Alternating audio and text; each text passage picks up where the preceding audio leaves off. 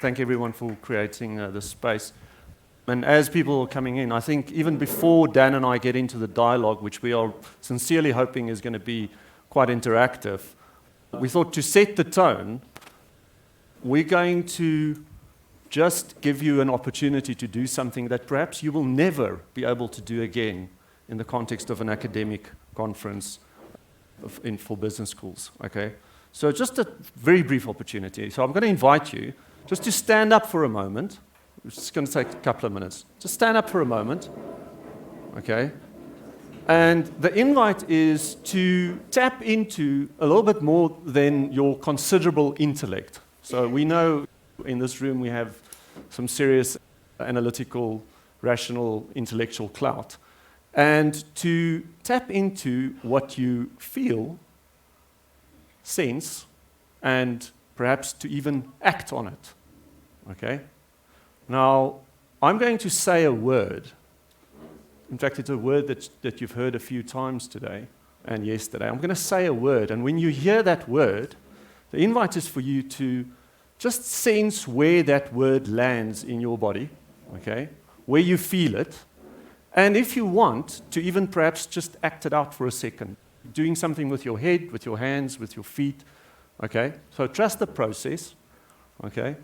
And if you're more comfortable, you can even close your eyes. Fortunately, Barry and Priya has given us some breathing techniques, okay? So you can close your eyes, just take a deep breath, just gather yourself. Deep breath, just hold it, and out, okay, you're here. Okay, so the word is collaborate. Okay, just hold that. Just sense where you feel that, okay, and whether it conjures any image, whether it creates any movement in you, anything you want to act out. Okay, great. So that's the exercise. You've had an opportunity to tap into, for just a few seconds, into what you feel. And you can act it out. Okay. I'm going to invite you to sit down. I'm going to ask Dan to first tell us what he felt. Dan? Thanks, John, for asking me to talk about that. I did close my eyes. Mm-hmm. And I think typical for Dan, one of the first things that popped into my mind was the word trust, mm-hmm. which I think is foundational. But one of the things I noticed, I didn't expect knowing in advance what you mm-hmm. were going to do, I didn't expect this would happen, but I noticed that I started like this, mm-hmm. but then I finished like this. Mm-hmm. And I think that has something to do with the word you chose, mm-hmm. John. So thanks for that observation I was able to make about myself. Great, thanks, Dan, and thanks for opening the floor. Let's maybe just get a sample from everyone else, just so that we get a sense of what's in the room if you sense, feel, and perhaps act out collaboration. Maybe it's an ingredient, maybe it's a precondition, maybe it's a result. Can we maybe just hear one or two people that are prepared to just give us a... So immediately I noticed that my hand went over my heart, and I just had this calm, warm feeling. Okay. And in my mind, I saw like a ring of hands and holding hands with folks. Wonderful, thanks. Anyone else? Anne? Okay, I'm going to be the spoiler here. Mm-hmm. The image that came into my mind immediately was the blue hole mm-hmm. off the coast of Belize. And the blue hole is this wonderful, beautiful, natural wonder that looks so sublime, and everybody wants to dive in to the surface because it's so clear. And then you get in, and the hole just gets deeper and darker. And you don't ever get anywhere, and you don't know where the hell you are. And so for me, collaboration always starts off as something I really want, but I've never, ever seen it really translate into implementation. Great, thanks for that perspective. Maurice? When you said, let's act it out, I did this. Okay, so he did that with his hands, for those of you. Because there's a sense of embracing. Mm-hmm. And embracing each other, hugging each other, and making sure that we help each other go through the crises and challenges and have people that you can walk with. Great, great. Thank you very much for those offers. And I'm sure that there are more perspectives in the room, and we'll get to that in a moment. We just want to set that tone. And I think now we can take a brief moment just to introduce ourselves and to say something a little bit about GRLI and GBSN's work. If you're curious about what we just did, and it's great that we've been doing the breath work as well, some of our work at the GRLI is around whole person learning, around bringing and developing and involving the entire human being. So that's just a small taster. But let's maybe then start, Dan, with some introductions. Okay. Seeing as we spoke about whole person, maybe you just want to say something about who you are, and then yeah. Thanks, John. I'm recalling the last time we were together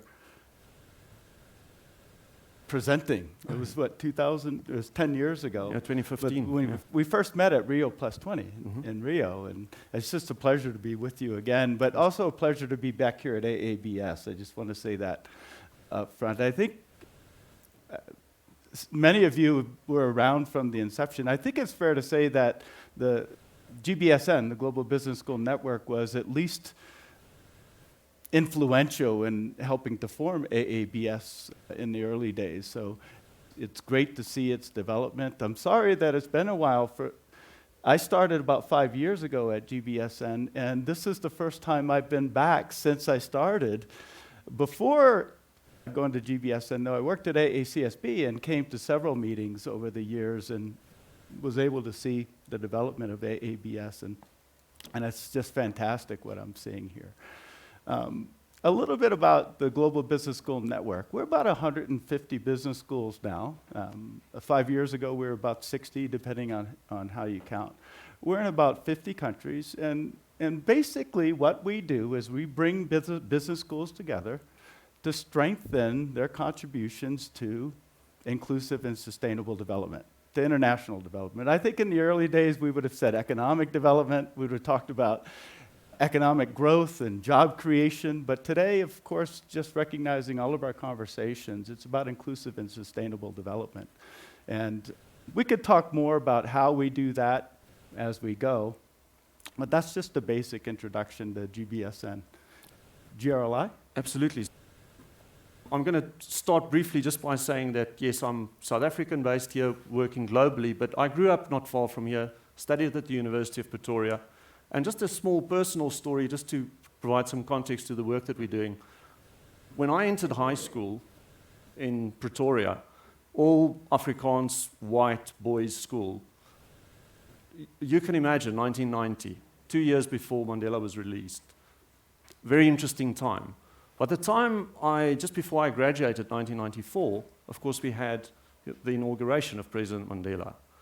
Having witnessed from age 13 to age 17, that immense transformation, and then being invited as part of our school's body to serve as waiters, and Morris was talking last night about being servant leaders or service leaders. So being able to serve at the inauguration of President Mandela, having seen that transformation, was an incredible experience and has shown that a lot of what is socially constructed, including how we run our economies and businesses, can in fact change and perhaps needs to change. So long story short, University of Pretoria, MBA, and went on into consulting, where around the time of the financial crash, the question around sustainability was increasingly on the cards. And as a recovering management consultant that helped set up the sustainability consulting division of Accenture at the time, came back to South Africa and started working with the GRLI. Now, Dan alluded to the fact that we met in Rio Plus 20. That was in 2012, where we published a vision of what a business school looks like if people and planet matters. You're welcome to go and have a look at it. It's called 50 Plus 20. But it's one of many collaborative initiatives that the GRLI has worked on over the years, which included, starting in 2003 with EFMD, holding a call for global responsibility. Quite simply asking, what is it? How do we develop it? That led to developing the principles for responsible management education, later on things like the sustainability literacy test, the positive impact rating, and a number of initiatives in the landscape that could not have happened without deeper collaboration amongst business school leaders and business schools. So I think, having given you a little bit of context about what we're doing, maybe it's time to just step back and, building on this morning's conversation, acknowledge the global context and the African context. Dan, do you want to maybe... we both have the word global in our name, so no, this is so a good let's start. start. Do you want to kick us off with just some thoughts on our global context, and I'd be happy to fill in. Actually, in the spirit of making up some time, why don't we jump right in, because Great. you have some slides that you want to share. Okay, so I'm not going to talk, as a recovering management consultant, you always have a set of slides somewhere. So very briefly, we've recognized, and I think it was alluded to over the last few days, that we have serious geopolitical challenges. There are 100 armed conflicts globally, okay, of which 2 or 3 are very prominent, of course, at the moment. We're faced with a number of serious environmental, ecological kind of challenges. Social inequality appears to be growing. And what we're seeing across this, let's call it crises of environment, of society, of governance, and of course of the economy, is that there are certain limitations to how things work. And you may hear people just saying, gosh, the system needs to change. We need systems change, or things are really, I think, Catherine, you said, it's very tricky. Things are very tricky at the moment. Some people refer to it as a big mess. In summary, really, it appears that we need systemic reforms across many different sectors, and that we need to reevaluate, on the whole, how we relate to our own humanity, to others, and to the planet, quite simply. So there's this growing awareness, this acknowledgement that we find ourselves in a very messy time that's perhaps complex and messier than we are entirely prepared to deal with. So I think that's globally, if we could frame it, some people prefer the term polycrisis or permacrisis or metacrisis, and there are a number of things around that. But that begs the question, what are we going to do about that as management educators, as business schools? And so we want to share a little bit of thoughts on that between Dan and myself, and then turn it to the floor to tap into the wisdom that is here. Dan, do you want to continue from there? Certainly. Sure. I appreciate the opportunity. John and I talked a little bit about this before we got started, and once we get that sort of global context, which we've talked about throughout this event, right? So this is nothing new. We're all in this mindset that we have this massive set of issues, very interconnected set of issues, problems that we need to deal with. So the question is, what we as business schools can do. And when I think about this, I may be oversimplifying, but Catherine said something a little while ago. What is that something, right? We don't know what it is, but if we look at, for example, South Africa, if we look at unemployment, we look at poverty, it's hard for me to imagine solving those problems without growth, without growing the economy. And we know a little bit about economic growth, not as much as we ought to, right? But thanks to some work, Bob Solow, Paul Romer, we know that innovation plays a pretty important role, right? And I believe that one central role of business schools is as a catalyst for innovation. And we can begin to unpack what that means, but I think in this context, in many other contexts, for business schools, thinking about themselves as catalysts for innovation is very important. Now, I hope we can unpack that a little bit, but I want to get on to the second opportunity. And I know it's going to sound very simple, but it's innovation, number one, improvement, number two. I think, and when I listen to these conversations, sometimes I think we think our role is to teach students management, right? Which sounds about right, doesn't it? But I think it's about improving management. One time I got a call, when I worked at AACSB, I used to handle a lot of the media calls. And so I got a call once. MBA programs are pretty strong, and the question was quite simple. Why are so many people interested in MBA programs? And I know the caller expected me to say something rather profound, but after, I think, an excruciating amount of time for the reporter, I came back and I said, it's because management, especially doing it well, is really hard. That's it. That's what I said. It didn't make it into it wasn't provocative enough. But this idea that we know how to do management, we know how to manage and do it well, is ridiculous, right? Our job is to improve management. So when we think about this idea of improvement, it's about that, but I think it's also about, when I think about why business schools need to play a role, I call it the multiplier effect. So the neat part about managers is that if one person gets it right, they help many others get it right in an organization. There's a multiplier effect. So we have an opportunity in business schools, if we're really strong at being catalysts for innovation, helping us to find out what are those things that we're not doing now that we can do, by bringing people together, by creating new insights, by driving the demand side, by connecting the supply and the demand side for innovation. That's a role we can play. We can also play a role where we're improving management consistently, right? Helping us to do it better and to share that. Because when we think about our role, especially when we're in this room, people from all over the world come to this room to learn how to do management, right? And we spread that all over the place. So 2 things. Great. So innovation, improvement. Yeah, I know that's oversimplified, but that's wonderful. Yeah. But then I have a question, which is, where have you seen thinking and action that is actually pointing us in that direction? So in your work in GBSN and globally, any kind of immediate examples that come to mind? I'm thinking back at what you and I talked about before this, and that wasn't in the discussion, but it's a good question.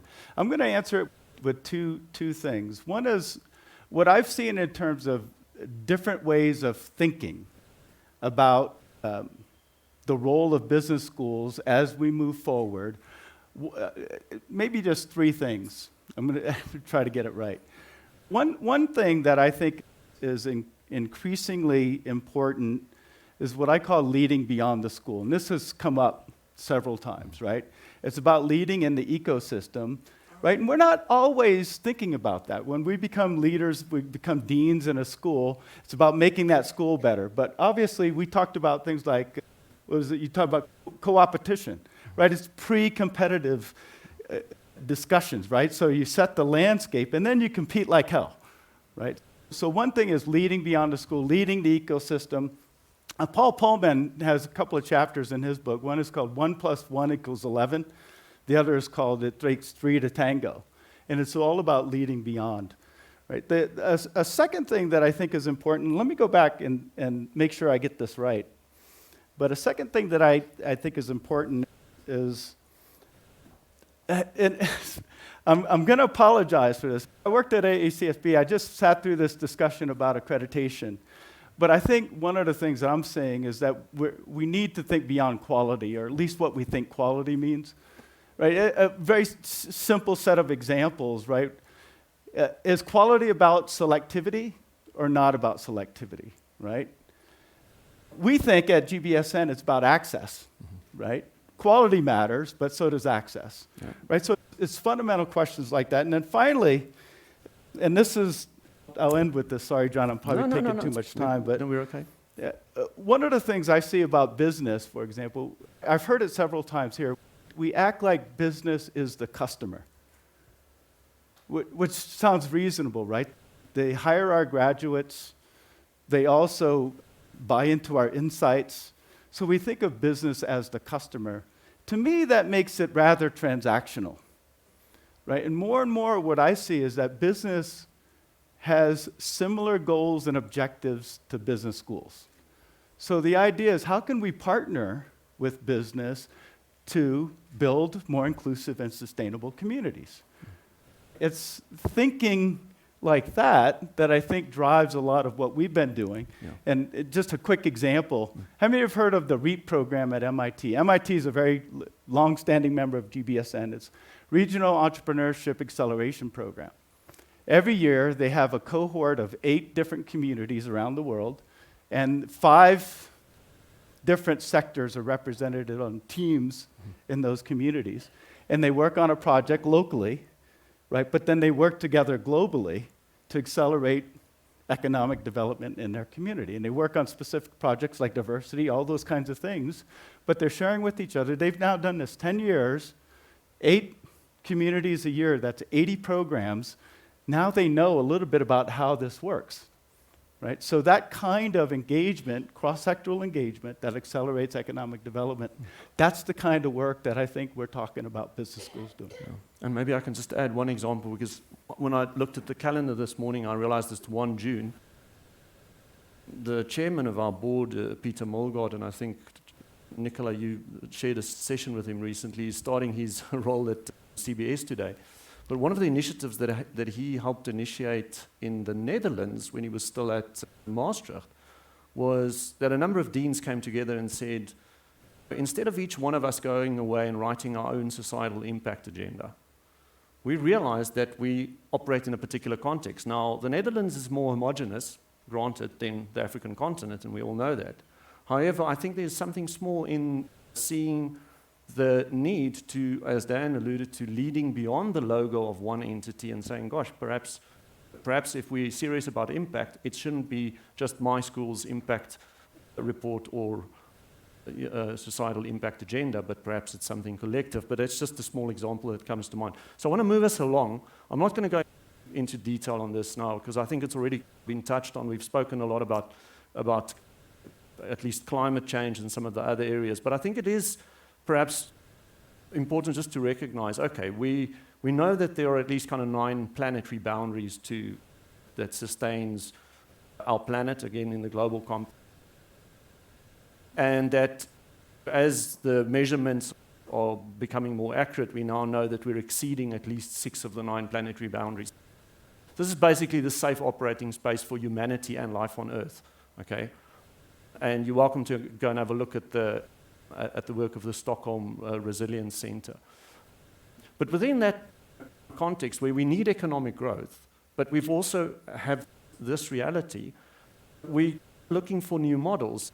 And some of you may already be familiar with some of the work that Kate Rayworth has been doing around the so-called donut economics that kind of acknowledges the ecological ceiling or the planetary boundaries, but also establishes a minimum for the social foundation that kind of ensures that education, peace, justice, political voice, gender equality, and so forth is being addressed.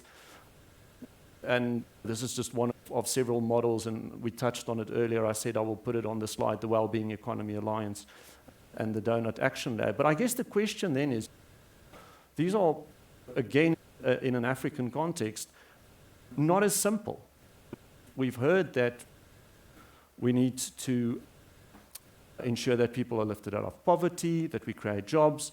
The African continent only, if you take climate change as an example, only contributes 3% to global emissions.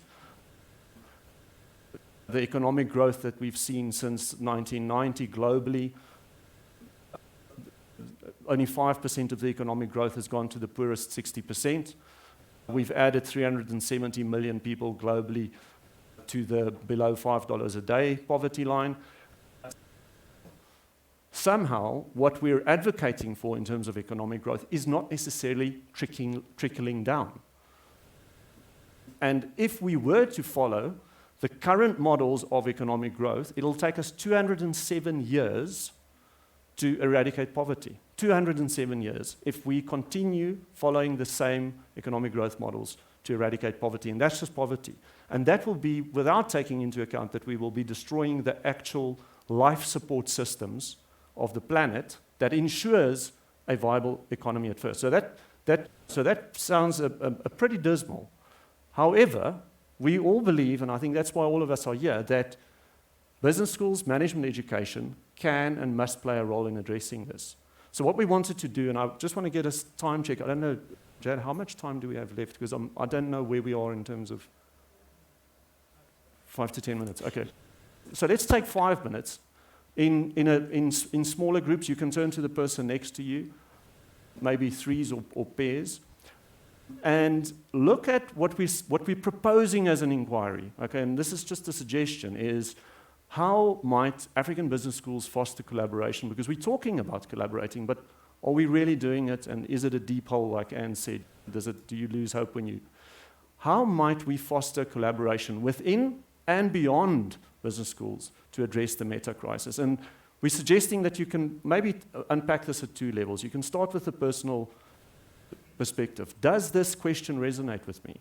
Is it urgent, or is this important and urgent to me? So maybe just turn to the person next to you and share with them, is this important and urgent to me? And once you've bottomed that out between the 2 of you, maybe look at the collective perspective. What might we, i.e. AABS as a collective, and this could serve in other contexts as well, do together that would benefit all of us?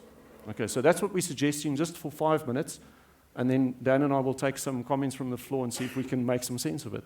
Sounds good. Great. Because it appears that some of you are still in deep discussion, but let's see if we can get some perspectives from those that have been engaging with this question, or maybe you have a better question. We didn't put that on there. If you have a better question to be asking, you're also welcome to share that. So let's hear who's prepared to take a first stab at it.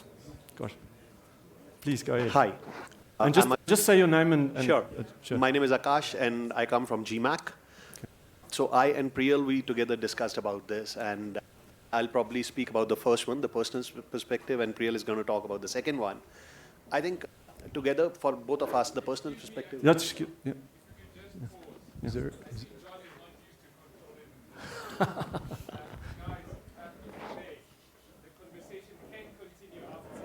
Yeah. Thanks, Morris. Thank you, Morris. Thank you, John. So the personal perspective was, in one single statement, there's this very famous book which is called What Got You Here Won't Get You There.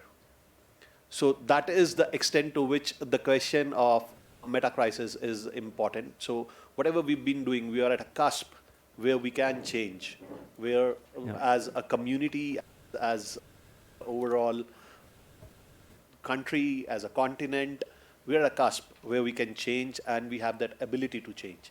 So we need to kind of change things, change whatever we've been doing traditionally, and to adopt into new things. So that's more of a personal perspective.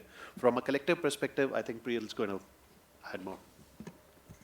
So we also said from a collective perspective, just having this type of platform, the business schools actually have a huge opportunity to influence business.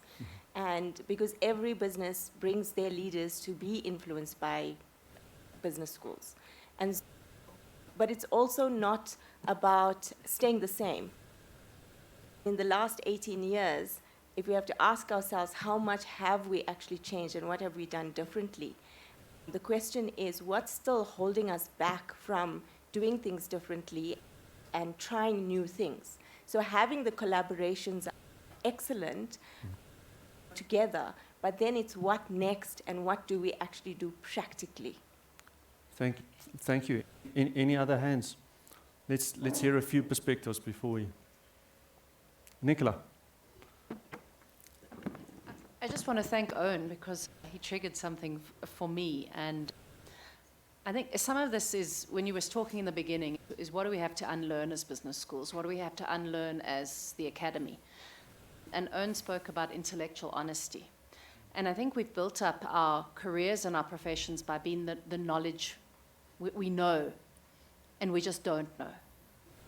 And so to be able to have a place where we can actually convene with a level of vulnerability that will then lead to intellectual honesty, which is part of the foundation. I don't think you can collaborate without your sense of identity being appropriate for that collaboration. So that's what's going through my mind. And also an underlying, from what I'm hearing, an underlying acknowledgement of not knowing and being prepared to hold the question. Wonderful. I saw some really deep conversations taking place. I'd love to hear also from the back if there's anything.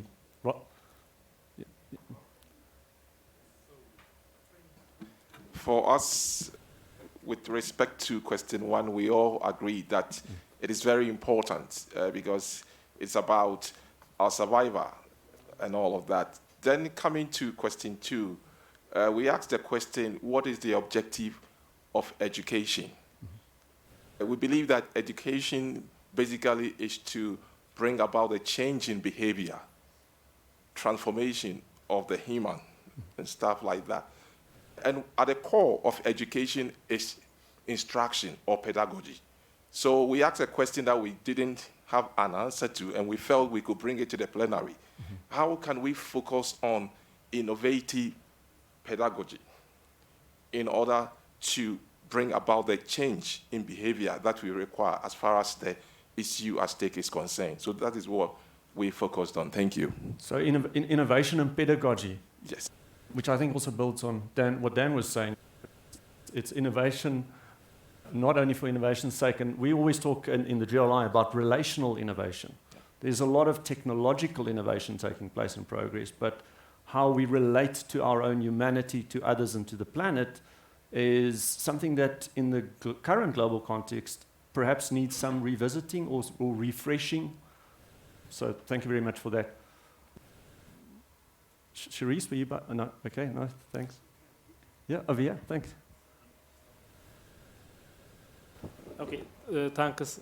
Our discussion, the first one we share about our personal view. So it's very important. So since it's a global problem, it is difficult to solve by alone. So it's important, but we need more collaboration with other partners. So when it comes to the second one,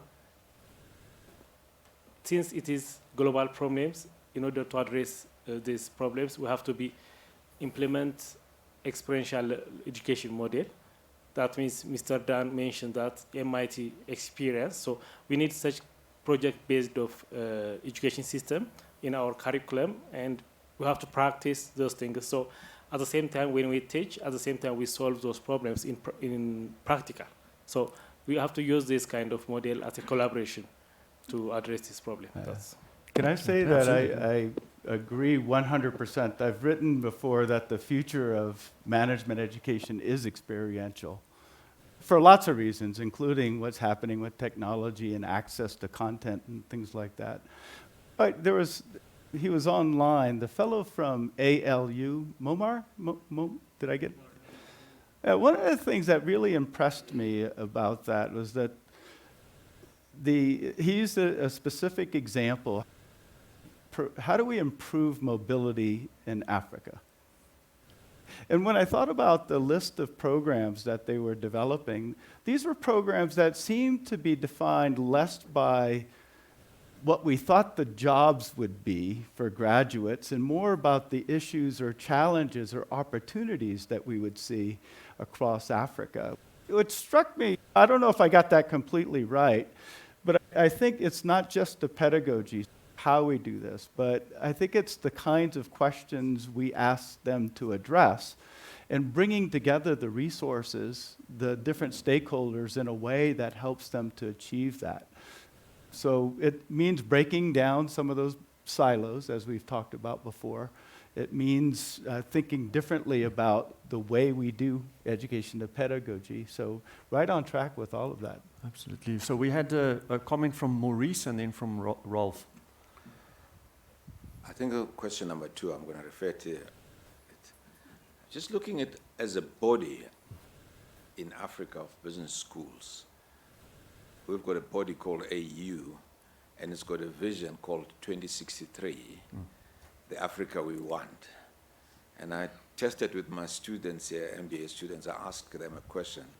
How many of you know about 3 Africa agenda? I think there was 3 people there in a class of about 40 people. And then I asked, is there any contribution you can make? There was just dead silence. The question is, how can we as AABS, I heard that Lana is collaborating with EU, but how can we collaborate with AU to really prepare our students to understand this 2063, probably in Most of us here will not be around 2063, but they will be around. And it's their vision, and it's our grandchildren. And marshal all our intellectual capital, research capability to strengthen that vision to be delivered in 2063. That would be my recommendation. Thanks, Maurice. And just before we turn to Ralph, just a quick reflection on that. 2063 is an awfully long way out for people when they start thinking about it, which is why we titled this session 2030, which is a little bit more immediate, and which, by the way, coincides with, I think, the Agenda 2030 of the UN in terms of the SDGs. So perhaps we also need that urgency. Rolf? Yeah, thanks. Just two points. The first, I'd like to challenge Dan a little bit about, well, each of us individually and perhaps as schools, in terms of revisiting this question that you asked about who our customer actually is. And is it the business or the businesses out there? I don't know. I think for me, I think of a girl child in the township. That's my client, actually. She's not paying me, but all that I do in the business school needs to somehow link to her well-being. And that really changes what I do and how I do it. Yeah. So and who you do it with, right? I think that's the key with the collaborations. And that was the point, that I think that you'll find a number of businesses that share that same objective about who the customer is. And I think if we work with business in that way, rather than try to serve business as a customer or as a supplier, I think you'll be on the right track. And so the second point, John, you mentioned this idea of systems change, and in our thinking around systems, with the agency of possibility for changes around leverage points. And we actually are very powerful leverage points in addressing things like climate, inequality, economic growth concerns. And there's a lot of money globally sloshing about looking for leverage points and accountability. And I think there's a real potential for business schools to step up to approach some of those global pots of money and to say, we actually can change the way business thinks about this, we can train business leaders, we can convene the conversations that matter in Africa.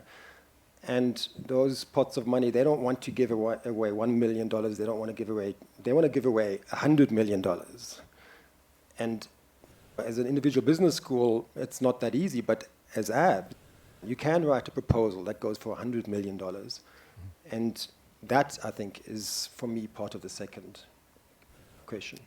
And I'm almost anticipating the nervousness from Lana, because there's some suggestions around what AABS might do, and I'm immediately going to say AABS is us, right? So how can we take a small step together, like you're suggesting, Rolf, to perhaps write that collaborative grant for 100 million rather than individual schools trying to do it, which is. But you also touched on who's the customer, and there was a, and you said it could be the girl child in the township, or there was a beautiful blog article written by Catherine Trebek of the Wellbeing Economy Alliance that said, what if instead of GDP, our measure was girls on bikes, okay? And just very simply put, if streets are safe enough for girls to cycle to school, it means they're getting an education, which affects a lot of things, as we know, agenda, economic development. So maybe we need to be a little bit creative about what it is that we're aspiring to. I think we've got 2 minutes left. I'm going to hear from Dan whether there's any kind of concluding thoughts from your side, just in terms of what you've heard. And yeah, across all of the sessions, not just this one, I think this idea of working together obviously is critical. And I feel like at least I came away with a better understanding about what some of those opportunities might be. I think it is the research. I think it is the changing pedagogy. I think it is experiential, right? Sometimes if we think together about that experience, we can do different and better things. So congratulations on all of the insights driven around this idea of collaboration. Absolutely. And from my side also to echo Dan's sentiment around being very encouraged by what we're seeing here in terms of the AABS community and collective, not only developing a local and regional perspective and initiatives, but I really want to urge us to consider whether what we do at AABS could perhaps influence the way things are also being done in other parts of the world. I'm obviously biased. I'm an African, grew up here, came back here after working in other parts of the world, passionate about the continent and the people. And I truly believe that there are some things that we can model here that can benefit all of us, i.e. other parts of the world. So the process we use to get to the future is the future we get. And I would urge us to really think carefully about what process we use going forward as a community so that it reaches an outcome that benefits all of us. So thank you very much for that. Yep. And thank you to everyone who was prepared to share their thoughts. We'd love to continue the conversation offline. Thanks and congratulations.